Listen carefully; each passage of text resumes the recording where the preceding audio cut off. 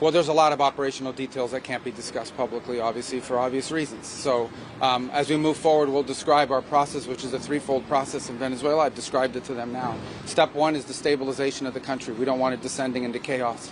Part of that stabilization, and the reason why we understand and believe that we have the strongest leverage possible, is our quarantine. As you've seen today, 2 more ships were seized.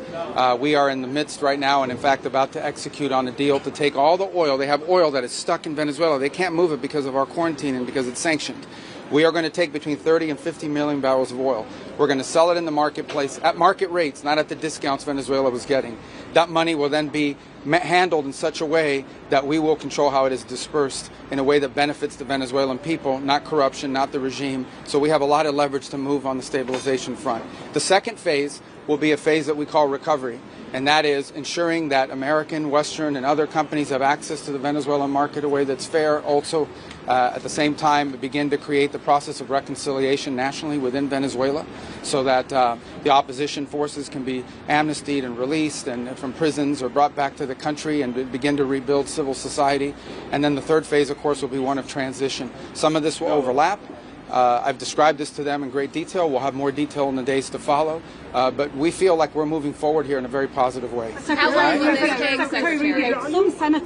Some senators who were in that briefing describing your operation variously as that you're winging it, that there's no plan for Venezuela going forward. Yeah, I know. They're going to say that. I used to be a senator too. That's what you always say when it's the other party. The bottom line is we've gone into great detail with them about the planning. We've described it to them. In fact, it's not just winging it. It's not just saying or speculating it's going to happen. It's already happening. Like the oil arrangement that we've made with PDVSA on their sanctioned oil that they can't move. Understand, they are not generating any revenue from their oil right now. They can't move it unless we allow it to move because we have sanctions, because we're enforcing those sanctions. This is tremendous leverage. We are exercising it in a positive way. The president described it last night. Secretary will have more to say on it today, who is involved in running this portfolio.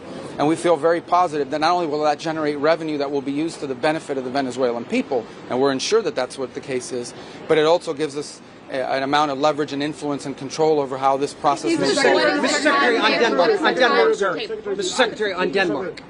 Why has the administration not taken Denmark's offer to discuss the situation in Greenland? And I'll be meeting with them next week. But will you take military intervention off the table? I'm not here to talk about Denmark or military intervention. I'll be meeting with them next week. We'll have those conversations with them then.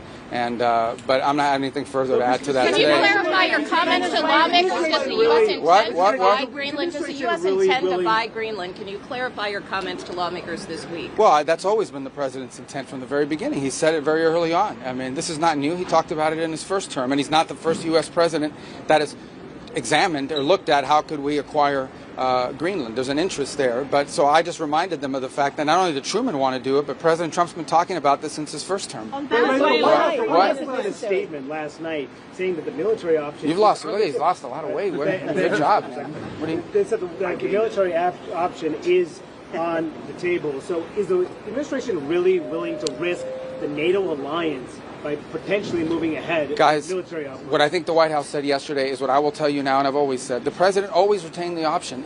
Every president, not this president, every president always retains the option. I'm not talking about Greenland. I'm just talking about globally.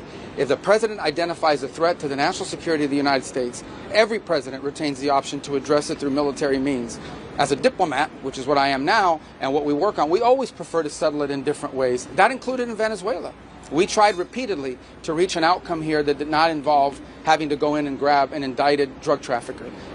Those were unsuccessful, unfortunately. On Venezuela, the people of Venezuela are waking up to the same regime. Do you not worry about that? Well, first of all, the bottom line is that there is a process now in place where we have tremendous control and leverage over what those interim authorities are doing and are able to do. But obviously this will be a process of transition. In the end, it will be up to the Venezuelan people to transform their country. We are prepared under the right conditions, using the leverage that we have, which includes the fact that they cannot move any oil unless we allow them to move it. Well, again, I'm not going to give you a timeline on it. We want it to move as soon as possible. But We didn't expect this would. It's been 3 days since this happened, 4 days since this happened. So I understand that in this cycle and society we now live in, everyone wants instant outcomes. They want it to happen overnight. It's not going to work that way. But we're already seeing progress with this new deal that's been announced and more deals to follow. You're already seeing how the leverage the United States has over those interim authorities is going to begin to lead to positive outcomes. It doesn't cost us. It doesn't cost us. The involvement, the U.S. involvement in Venezuela, how much will it cost? Well, it doesn't going to cost us any money. For example, this oil deal that's happening doesn't cost us any money. On the contrary, and if it opens up, no money to well, these look, I don't have the numbers. What operation are you talking about? The entire thing? Yeah. Well, these troops are going to be deployed. None of these troops sit in a dry dock waiting for action. They're deployed somewhere in the world. If they're not here, they're somewhere else. Just today, our forces not deployed to the Caribbean seized a boat, a sanctioned boat tied to the IRGC that tried to flee from us. That happened somewhere else. We are constantly involved in action. We have boats in the Mediterranean. We have ships in the Middle East. We have ships in the Indo-Pacific. These ships, if they weren't in the Caribbean, they'd be somewhere else conducting activity. Yeah. That's what the Navy does. I want to emphasize that. Question from CNN. The question's never asked how much does it cost when they're in the Mediterranean or the Red Sea or the Indian Ocean or the Pacific. But now that they're in our hemisphere, on a counter-cartel mission or ensuring that an indicted individual comes to justice, now you're asking the question of cost. It's a disingenuous question to begin with. You're trying to find any angle possible to undermine the success of one of the most historic military missions the world has ever seen. The level of sophistication that Senate just was briefed on, and the House was briefed on, a classified level, is something only the United States of America can accomplish. The world is taking notice of that. Certainly Venezuela is taking notice of that. And it continues because 2 oil tankers, 2 overnight, were seized by the United States of America, stateless or sanctioned, because the oil blockade, the quarantine of oil out of unsanctioned or stateless, sanctioned or stateless vessels continues. That leverage will continue, as Secretary Rubio outlined. So our military is prepared to continue this. As he said, the president, when he speaks, he means it. He's not messing around. We are an administration of action to advance our interests, and that is on full display. We're happy to brief the House.